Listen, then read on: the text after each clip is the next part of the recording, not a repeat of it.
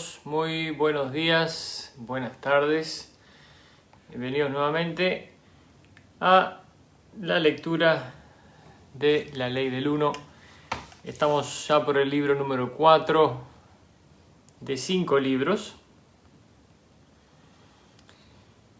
Si este iPad quisiera iniciarse. Perfecto, ahora sí di con el código. Chicos, entonces estamos en la sesión 83. Hemos estado hablando de un montón muy interesante de cosas y vimos en la última sesión, que fue el día de ayer, en la sesión número 83 del libro número 4, que dice que si el crecimiento se ralentizaba o se detenía, actuaba lo que llamamos la enfermedad hasta poner fin a esa experiencia física para que una nueva pudiera comenzar, después terminar el proceso en su totalidad después de ¿qué dice? Aquí hay un error de ortografía. Después de verificar el proceso en su totalidad entre las encarnaciones, ¿verdad?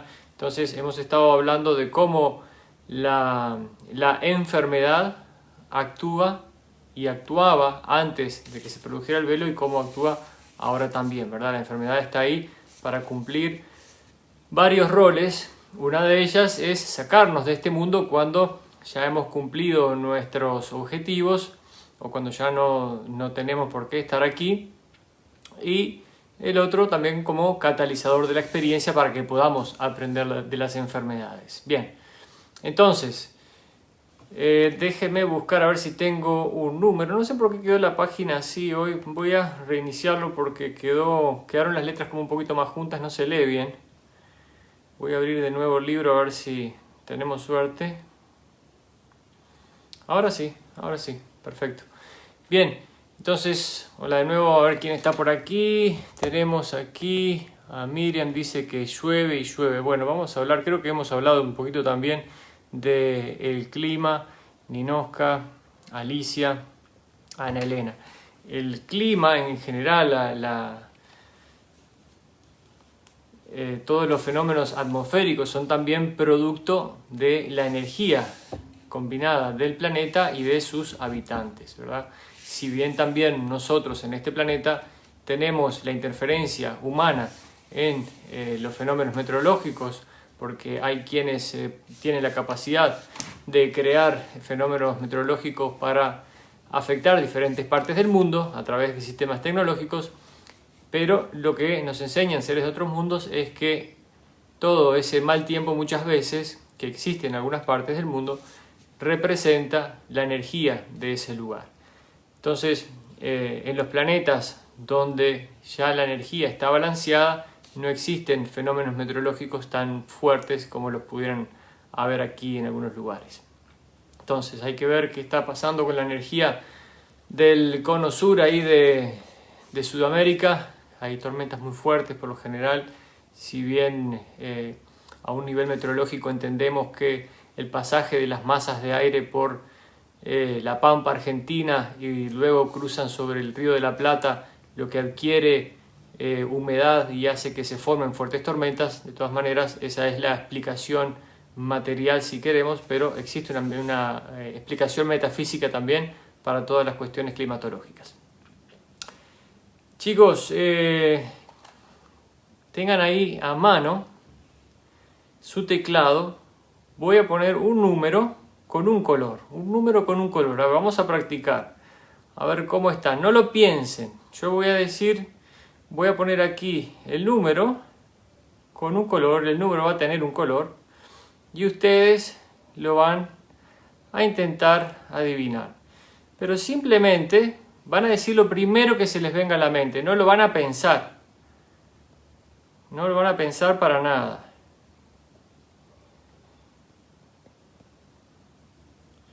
No lo tienen que pensar, solo cuando yo les diga, sueltan un número y un color. ¿Están listos?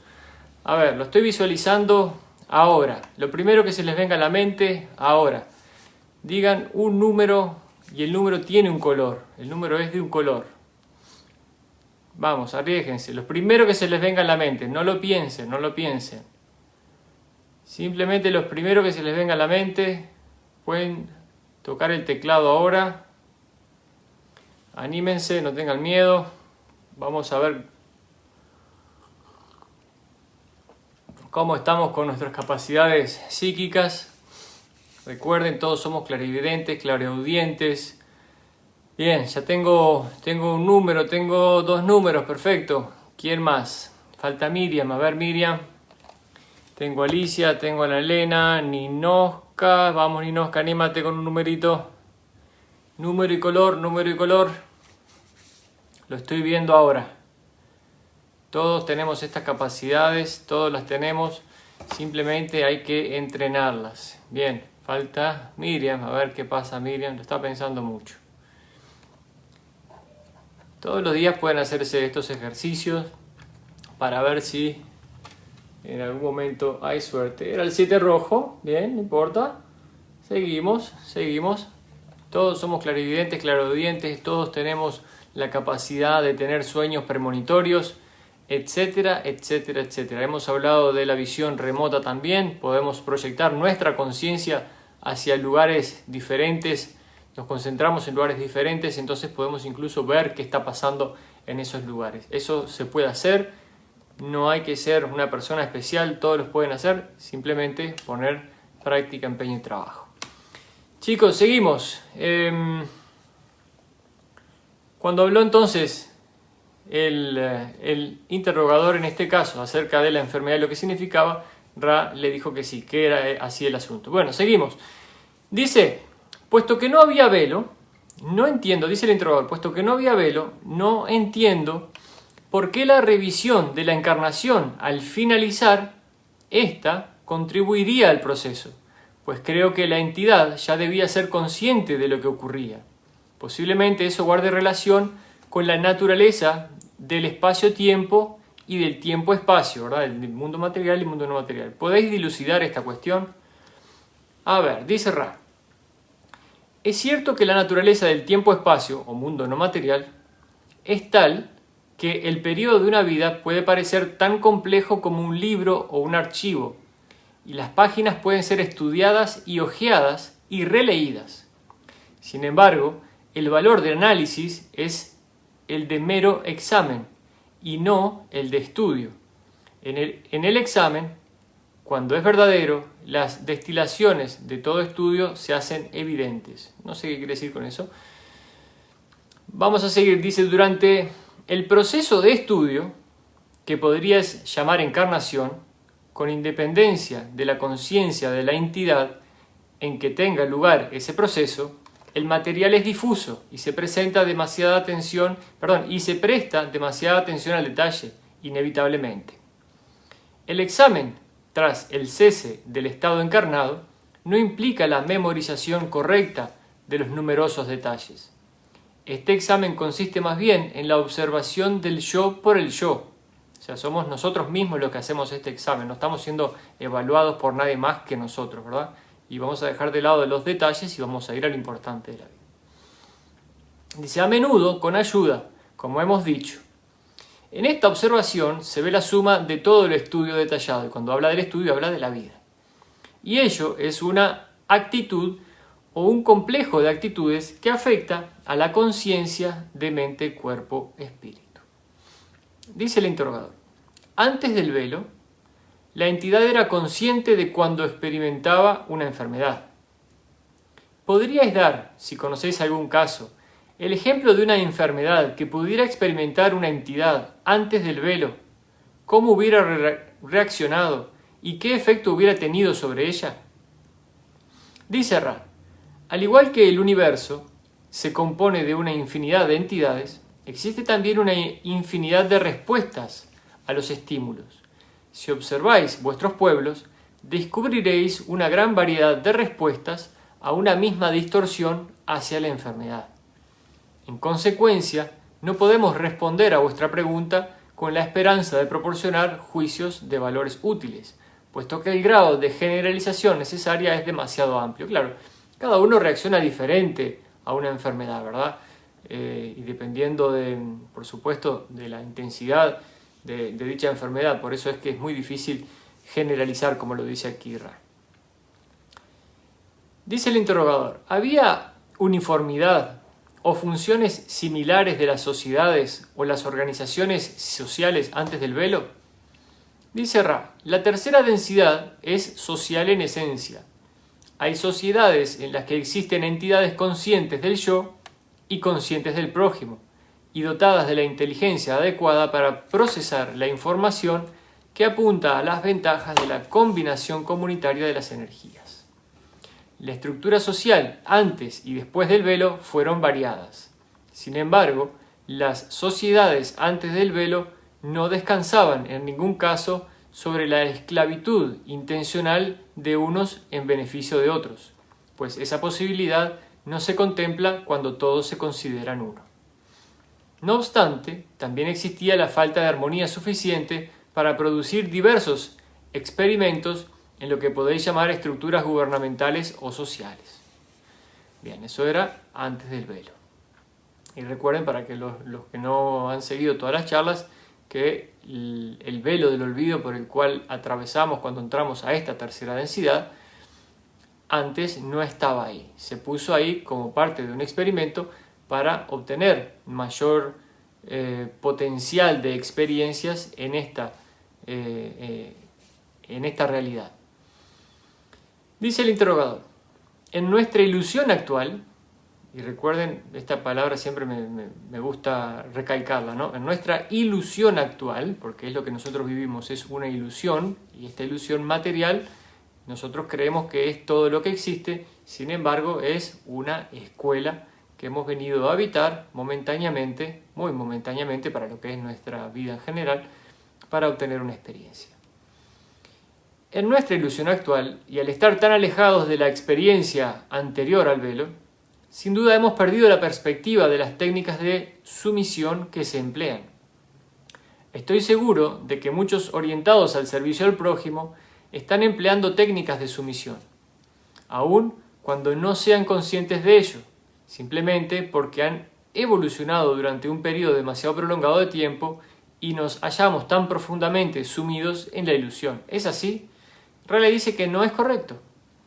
Dice el interrogador, ¿queréis decir entonces que no hay casos en los que las entidades orientadas al servicio al prójimo empleen técnicas de sumisión resultantes de la evolución de nuestras estructuras sociales? No sé a qué se refiere con técnicas de sumisión, no sé si se refiere a ser sumisos, no lo tengo claro.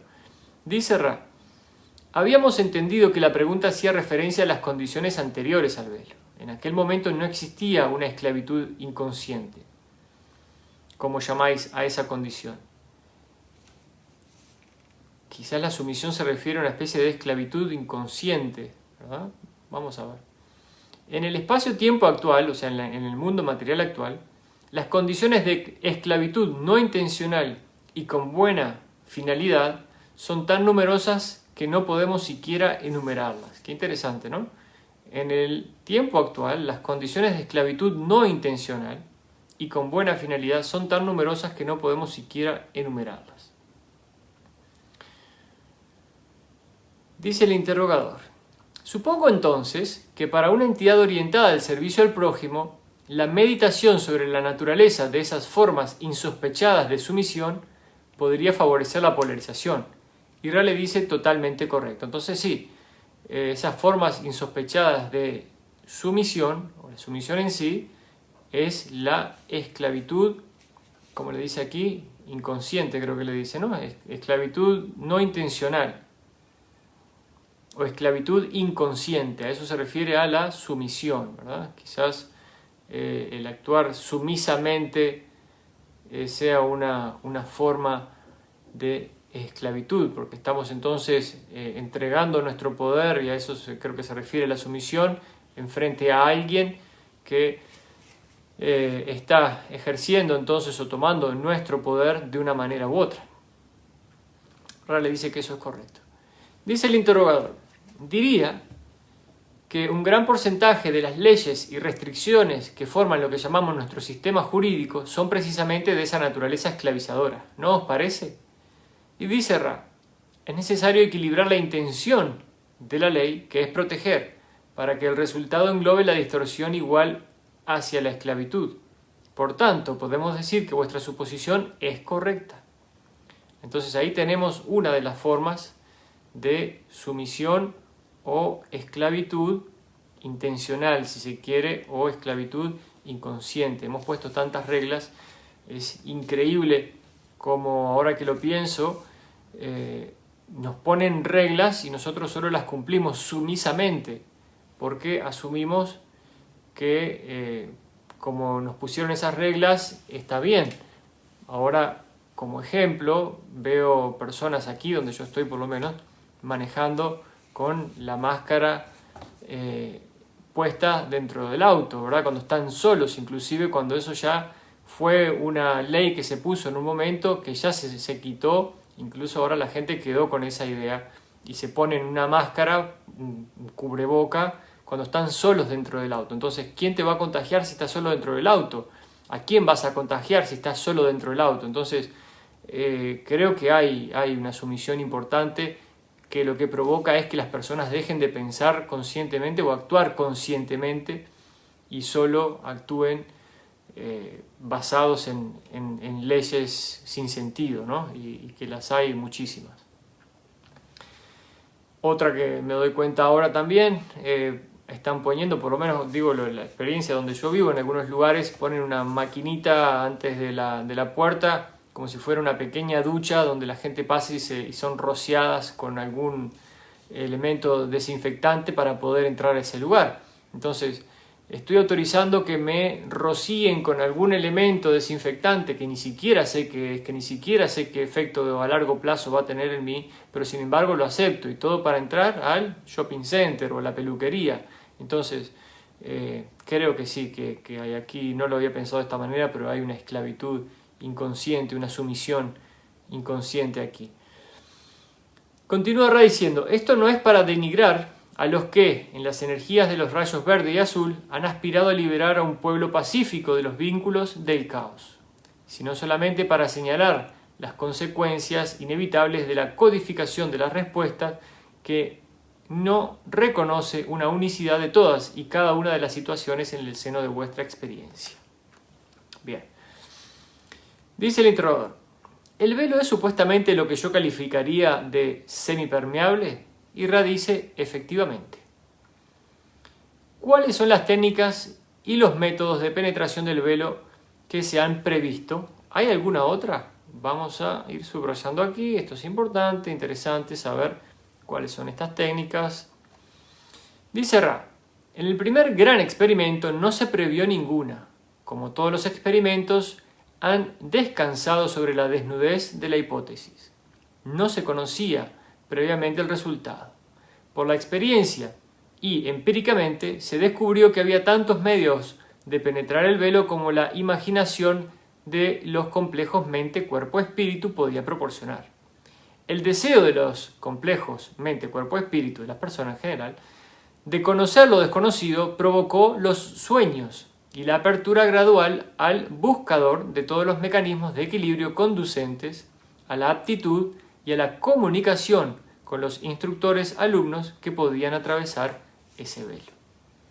Se descubrió que diversas actividades no manifestadas favorecían hasta cierto punto la penetración del velo.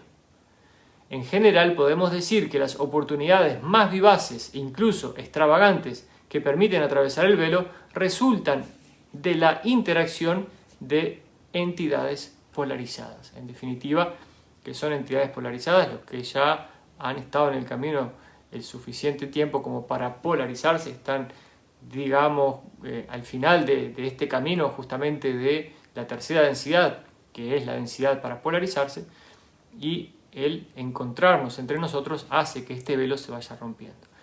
Y qué interesante, ¿no? Y qué lindo esto.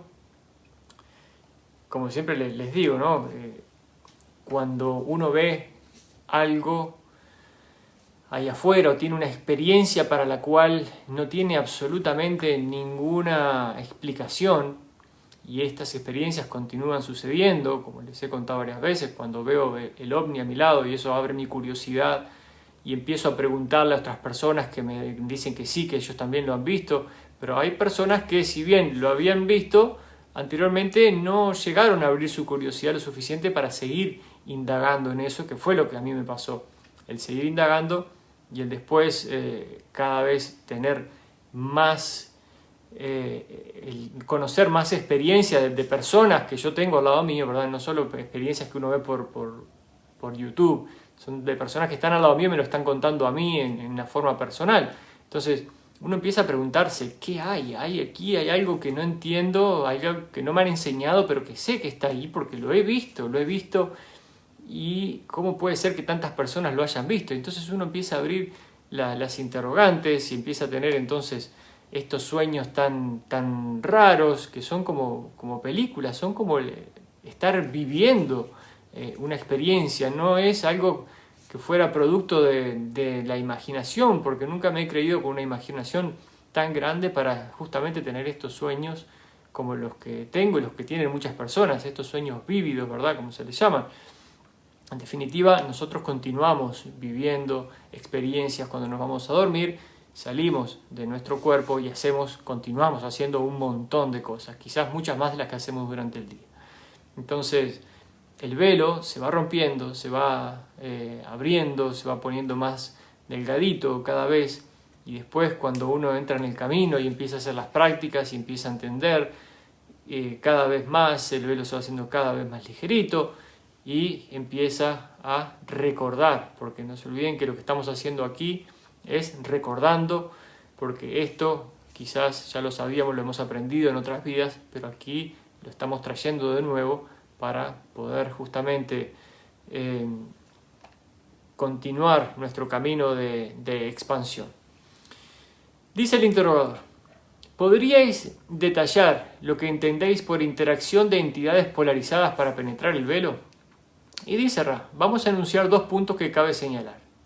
El primero es el extremo potencial de polarización que se produce en la relación de 2 entidades polarizadas y que se embarcan en la vía del servicio al prójimo o bien, en algunos casos, en la vía del servicio al yo. En segundo lugar, quisiéramos señalar el efecto que hemos aprendido a llamar de duplicado, los que son de mentalidad semejante y buscan juntos, encuentran con mucha más facilidad. Hemos hablado ayer acerca de la ley de los espejos, hablé acerca de la ley de la atracción, y cuando estamos nosotros vibrando en cierta frecuencia comenzamos a atraer a esas personas que son similares a nosotros, para bien o para mal, ¿verdad? Entonces, cuando estamos vibrando alto en amor, en la búsqueda del conocimiento, de saber qué más hay ahí, etcétera, etcétera, vamos a encontrar a esas personas a nuestro alrededor, vamos a encontrar los canales de comunicación y vamos a aprender entre nosotros mucho más fácilmente. Dice el interrogador, específicamente, ¿mediante qué proceso 2 entidades polarizadas, positiva o negativamente, buscarían penetrar el velo? ¿Mediante qué técnica podrían penetrarlo?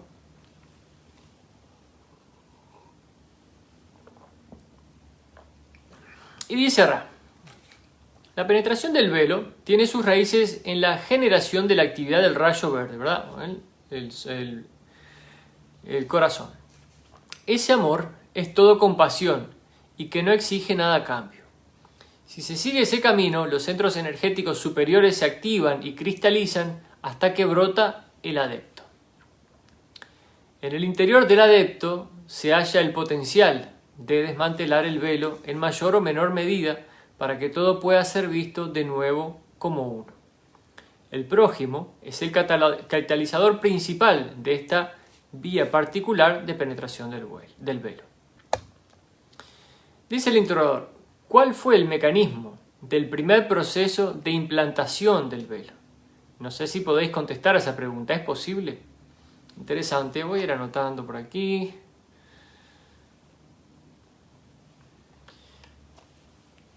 Dice entonces el primer mecanismo, dice el mecanismo de implantación del velo entre la parte consciente y la inconsciente de la mente, siguió a la declaración de que la mente era compleja. Esto a su vez causó que el cuerpo y el espíritu también se hicieran complejos. Bueno, quién sabe lo que quiere decir, pero bueno, vamos a seguir. Interrogador. ¿Podéis dar algún ejemplo de una actividad corporal que ahora sea compleja y que no lo fuera antes del velo? Dice Ra, con anterioridad al gran experimento, y repito aquí, el gran experimento, eso es lo que ocurre, por lo menos aquí en este planeta, esta es nuestra realidad, aquí es lo que nos compete a nosotros, y esto es un gran experimento. El conjunto mente, cuerpo, espíritu era capaz de controlar la presión arterial, el ritmo cardíaco, la intensidad de la sensación que conocéis como dolor y todas las funciones que ahora se consideran involuntarias o inconscientes. Esto es muy bueno, y ahora les voy a decir por qué. Hemos hablado ya del señor, por ejemplo, Wim Hof. Y el señor Wim Hof, que le dicen Iceman, es de los países nórdicos, no me acuerdo de cuál específicamente, pero tiene el récord de soportar frío. Le ha subido parte del Everest, por lo menos en shortcitos cortos, y se queda con el hielo hasta el cuello y está enseñando cómo controla eso. Entonces nosotros somos capaces de controlar todas las funciones de nuestro cuerpo, solo que justamente después de la imposición del velo, nosotros complejizamos más nuestra mente, cuerpo y espíritu, y al no recordar que somos capaces de controlar todo esto, ¿verdad? Entonces, interesante lo que dice aquí. Con anterioridad al gran experimento, el conjunto mente, cuerpo, espíritu era capaz de controlar la presión arterial, el ritmo cardíaco, la intensidad de la sensación que conocéis como dolor y todas las funciones que ahora se consideran involuntarias o inconscientes. Dice el interrogador, cuando tuvo lugar la implantación del velo por primera vez, parece que el logos hubiera seguido una lista de las funciones que iban a volverse inconscientes y de las que se mantendrían controladas conscientemente. Supongo que si fuera así, hubo una buena razón para estas divisiones.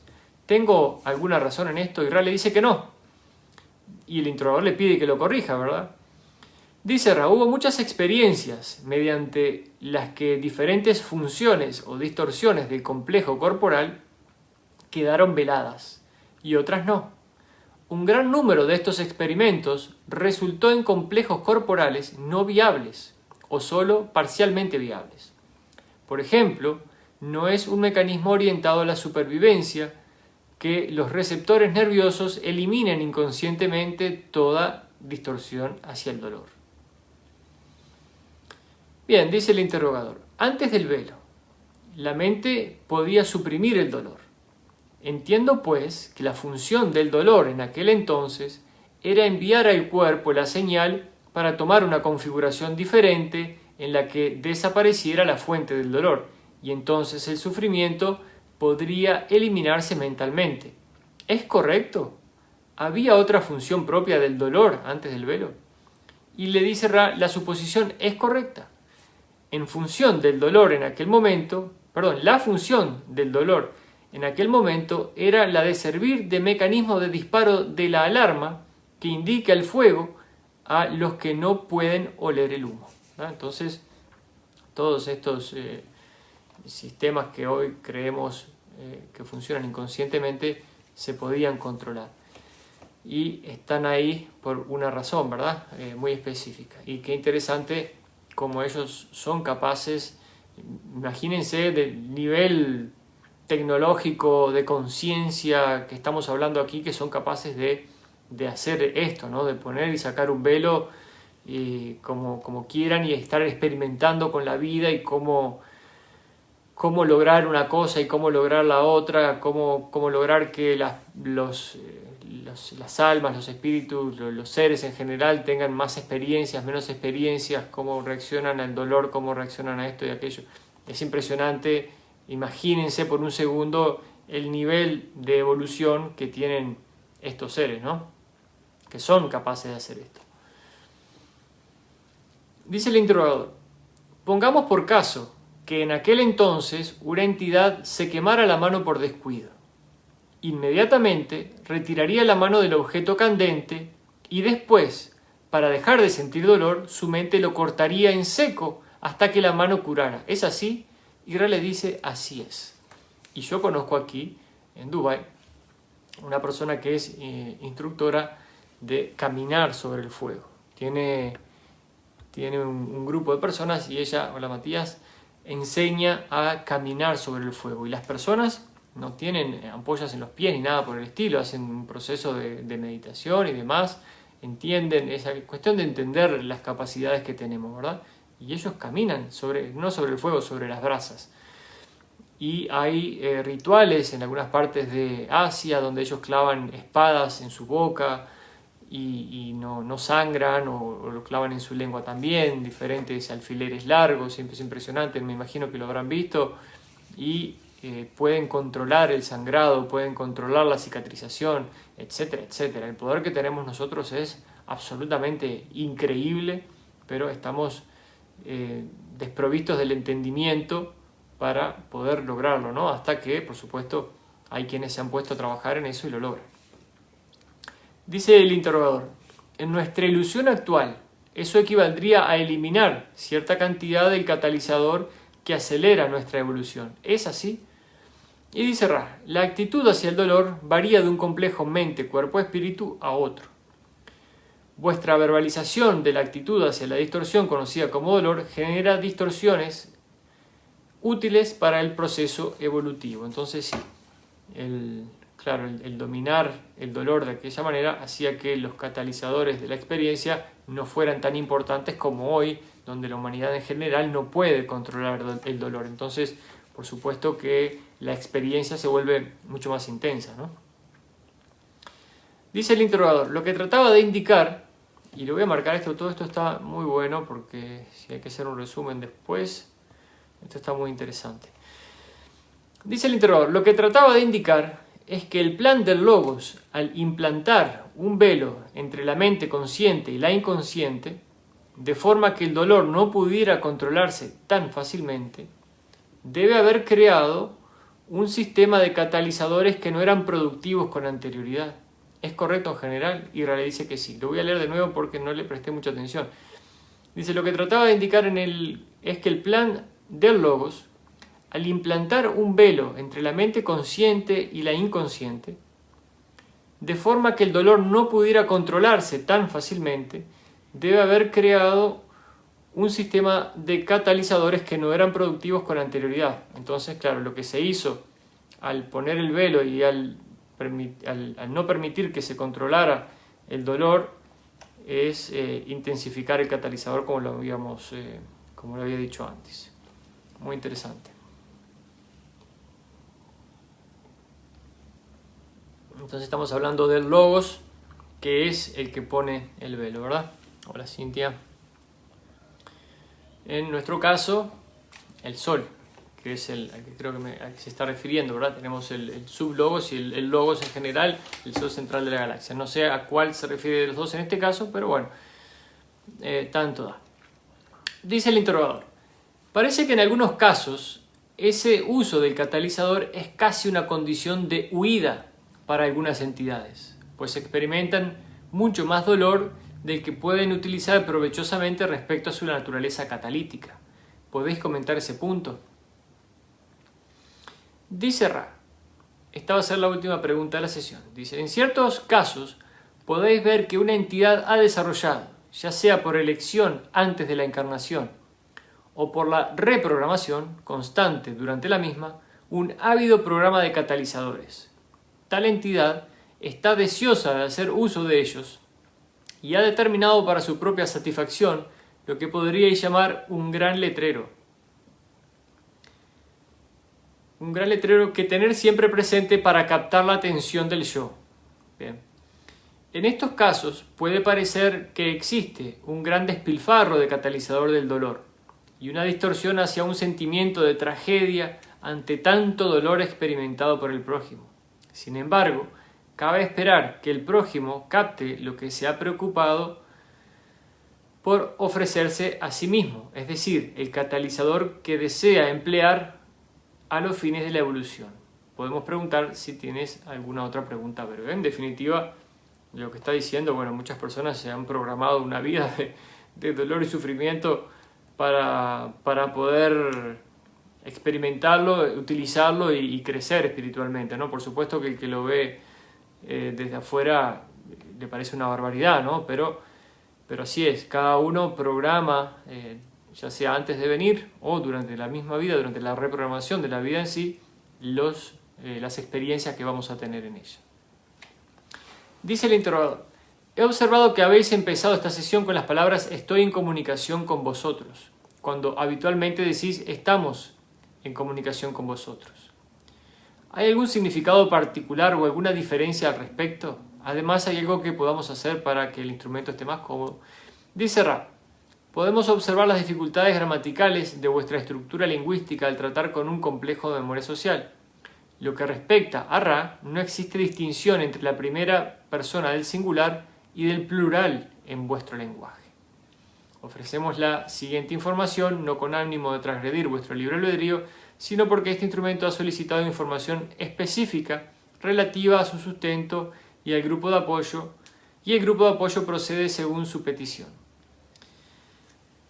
Bien, habla entonces de Carla, del régimen que ella sigue, habla acerca de lo que el grupo de apoyo puede hacer ella y se despide. Comenzamos entonces con la sesión 84 del 14 de abril de 1982, después que me tomo un poquito de té.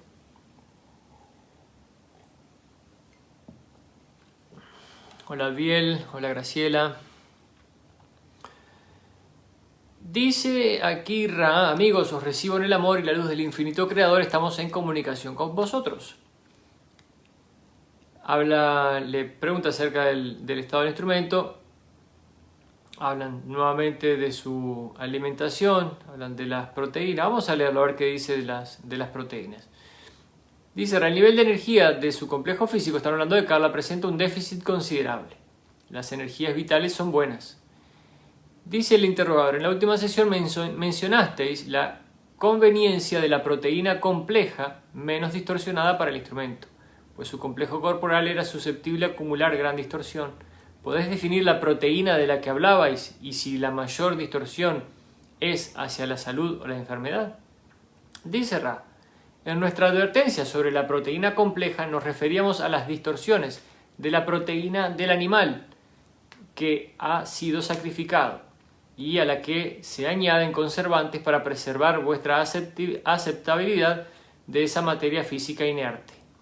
Es conveniente tratar de encontrar artículos frescos y de la mayor calidad posible para evitar mayores distorsiones de esta entidad particular que podría denominarse alergias en general. Nos referíamos a la distorsión potencial hacia la enfermedad en este tiempo. Entonces veamos cómo, muy interesante también, y por eso lo quise leer cuando leí proteína, porque sé que Ra le recomendó comer carne a Carla en un momento. Como lo hemos dicho antes, no todas las personas están listas para dejar de comer carne. Hemos hablado mucho del proceso de comer la carne y por qué, creo que hemos tocado el tema varias veces. Hay justamente para personas que canalizan o personas que están saliendo de su cuerpo, se necesita cuando vuelven algo que los traiga a tierra realmente y que los vuelva a anclar en la energía de la tierra, ¿verdad? Esta es una de las razones. Y yo ya había escuchado en una conferencia que dio Carla que para los que están haciendo este trabajo muchas veces se necesita la ingesta de carne. Por otro lado, la proteína que ofrece la carne, si no se está suplantando de alguna otra manera, también puede traer déficit al cuerpo en general. Y como les digo, hay quienes necesitan todavía de la carne. Entonces, el cuidado físico requiere de mucho conocimiento también y para lograr estar en balance, ¿no? Entonces, bien. Alguien dijo por ahí, un gran maestro dijo que el problema no es lo que por la boca entra, sino por lo que la boca sale, ¿no? Ese es el mayor de los problemas. Así que ya saben a lo que me refiero. Dice el interrogador, el instrumento desea hacer la siguiente pregunta. Ra ha insinuado que el instrumento sigue el camino del martirio, pero puesto que todos morimos, ¿no somos todos mártires de algo? Y cuando, en su caso, el martirio contiene también sabiduría.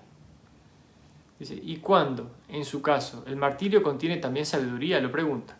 Dice Ra, esta es una pregunta reflexiva. Utilicemos como ejemplo el que se conoce como Jesús. Esta entidad encarnó con el plan del martirio.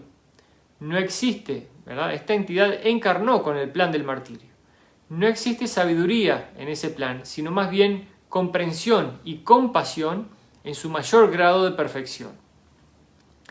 Él no hubiera comprendido, y esto lo voy a remarcar ya antes de pasar la página.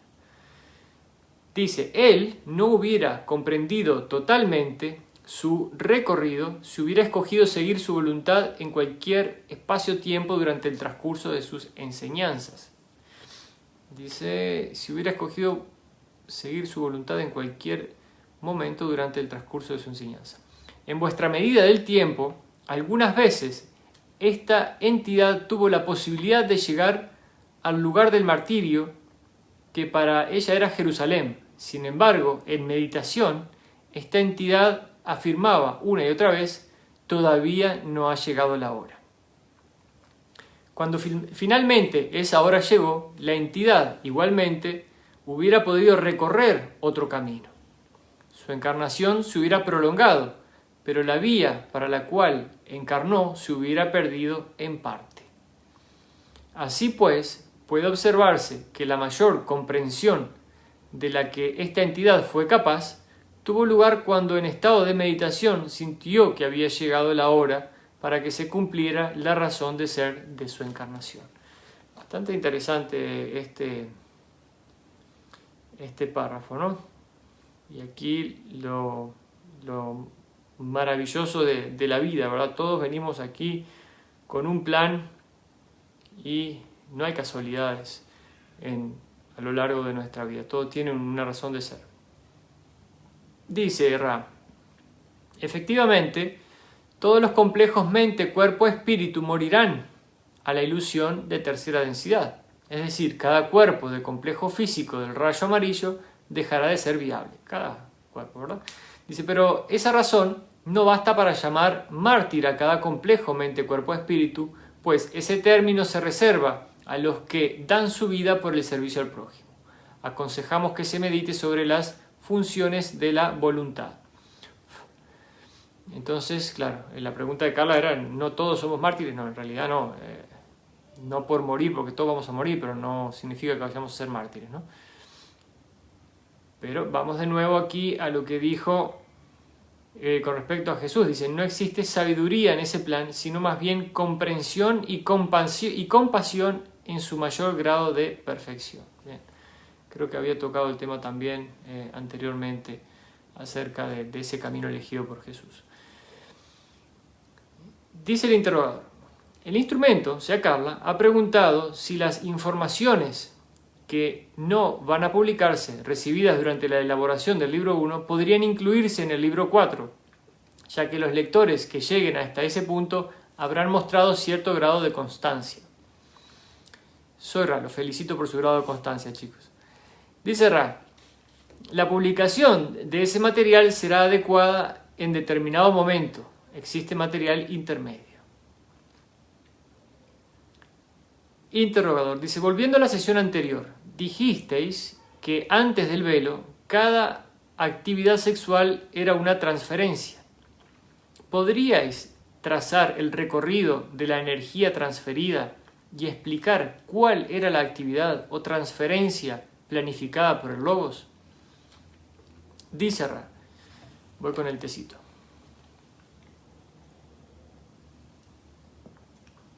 Antes del velo, el recorrido de la transferencia de energía durante la relación sexual se producía entre dos entidades que poseían la capacidad del rayo verde, ¿verdad? La capacidad de amar y que lo hacían por amor. La toma de conciencia de todo como creador es la que abre el centro energético verde. La toma de conciencia de todo como creador es la que abre el centro energético verde. Entonces, el reconocer que todos somos uno es lo que abre, o me imagino una de las llaves que abre la energía del corazón. De esa forma no había posibilidad de bloqueo, dada la certeza que tenía cada uno de que todos eran el creador. Las transferencias eran débiles debido a la facilidad con que podían tener lugar entre cualquier par de entidades polarizadas durante la relación sexual. Voy a leer de nuevo porque me parece que lo leí mal. Dice, las transferencias eran débiles. Y estamos hablando de que... ¿Por qué dice eran? No entiendo por qué dice... porque está hablando antes del velo. Perfecto. Dice, de esa forma no había posibilidad de bloqueo, dada la certeza que tenían cada uno de que todos eran el creador. Las transferencias eran débiles debido a la facilidad con que podían tener lugar entre cualquier par de entidades polarizadas durante la relación sexual. Eso era antes del velo. Dice el interrogador. Lo que quería decir exactamente es que, por ejemplo, cuando se cierra un circuito eléctrico, es sencillo seguir el camino de la corriente. Va a lo largo del conductor. Trato de determinar si esa transferencia se produce entre los centros energéticos del rayo verde, los chakras del corazón, y trato de trazar el recorrido físico de la energía para formarme una idea de los bloqueos tras el velo. Quizá esté sobre una pista falsa, pero si me equivoco simplemente lo obviamos. ¿Podéis decir algo al respecto? Y dice Ra, esta va a ser la última carilla que leo. Dice Ra, es un diseño semejante o representación esquemática del circuito de dos seres de mente, cuerpo, espíritu o complejos mente, cuerpo, espíritu para una transferencia de energía sexual o de otro tipo. El circuito se abre siempre en el rayo o centro básico rojo y avanza en la medida posible a lo largo de los centros energéticos intermedios, ¿verdad? Empieza entonces la transferencia de energía, empieza por el centro rojo. Si su avance se frustra, se detendrá en el centro naranja. De lo contrario, avanzará hasta el amarillo. Si nada lo detiene, continuará hacia el verde.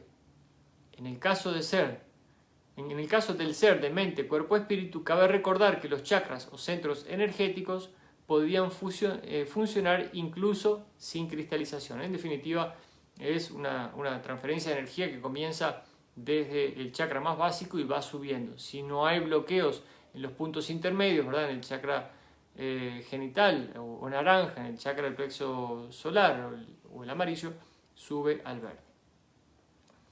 Dice el interrogador. En otras palabras, funcionarían, pero sería como un circuito eléctrico en el que hay una fuerte resistencia, y aunque el circuito se completara, del rojo al verde, la cantidad total de energía transferida sería menor. ¿Es así? Y dice Ra, podemos relacionar muy estrechamente vuestra pregunta con el concepto de voltaje. Los centros inferiores no cristalizados no pueden dar un voltaje elevado. Los centros cristalizados pueden llegar a ser extraordinarios en características de alto voltaje de las transferencias de energía cuando alcanza el rayo verde. Y de hecho, cuando el rayo verde ha cristalizado, ello se aplica también a los centros energéticos superiores, hasta que tales transferencias de energía se convierten en un acto de gracia para el Creador. Sigue el interrogador y dice, ¿podéis corregir lo que voy a decir?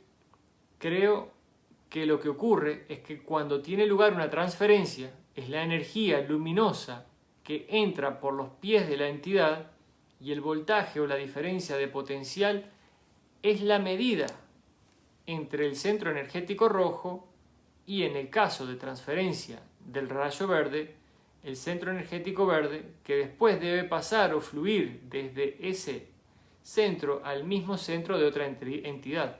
¿Podéis aclarar mi razonamiento? Y Ra le dice que sí, y lo va a hacer. Dice Ra, la transferencia de energía se produce al liberar la diferencia de potencial. Esta no pasa de un centro energético verde a otro, sino que implica compartir las energías de ambas entidades, del rayo rojo en adelante. En ese contexto, puede considerarse más eficaz cuando ambas alcanzan el orgasmo al mismo tiempo.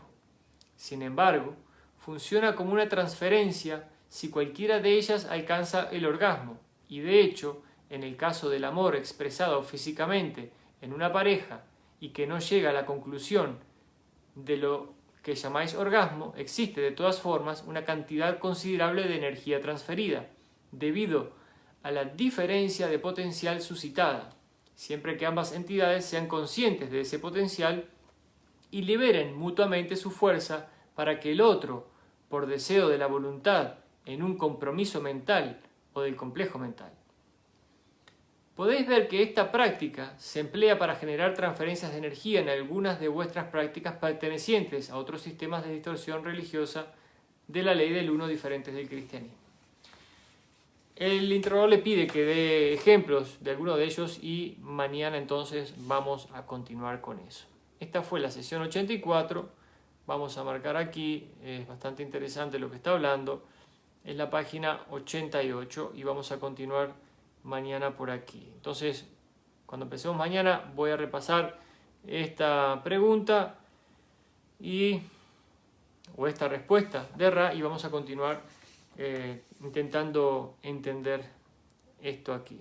Entonces, mis amigos, muchas gracias por compartir este ratito conmigo. Ha pasado ya casi una hora.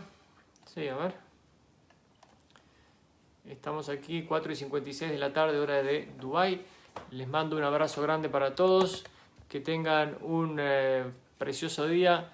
Disfruten, sigan creciendo, sigan buscando las respuestas y disfrutando a tope esta hermosa vida. Chao, chao, que pasen bien.